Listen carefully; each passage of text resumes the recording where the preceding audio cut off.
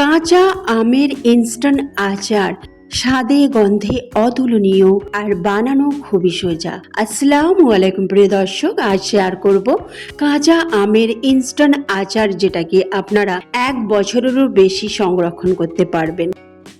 এখানে আমি আমাদের গাছের তাজা তাজা আম নিয়েছি, যেগুলোকে ভালো করে ধুয়ে মুছে নিয়েছি। তারপর একটা গ্রেটারের সাহায্যে গ্রেট করে নিলাম।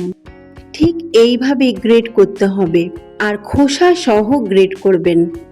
সবগুলো গ্রেট করা হয়ে গেলে আমি এতে দিয়ে দিলাম 1 চামচের মতো হলুদ গুঁড়ো আর স্বাদ মতো লবণ, এই 1 চামচের থেকে একটু সামান্য কম। এবার ভালো করে মিশিয়ে এটাকে 30 মিনিটের জন্য রেখে দেব। এদিকে স্পেশাল মশলা তৈরি করে নেব।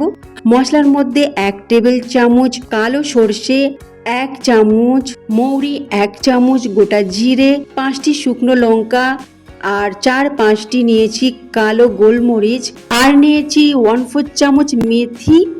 এবার হালকা আঁচে সবগুলোকে একটু রোস্ট করে নেব। আর দিয়ে দিলাম ধনে কোটা, যেটাকে ভেজে আধা কুটে রেখেছিলাম। আমার কাছে এটা ছিল তাই দিয়েছি, তা না হলে আপনারা মশলার সাথে গোটা ধনে দিয়ে ভেজে নিতে পারেন।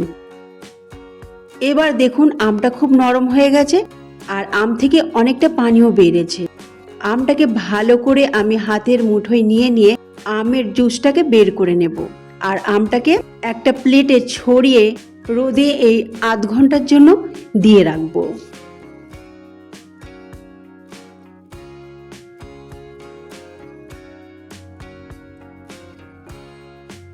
আধ ঘন্টা পর ফিরে এলাম, দেখুন কতটা ঝরঝরে হয়েছে।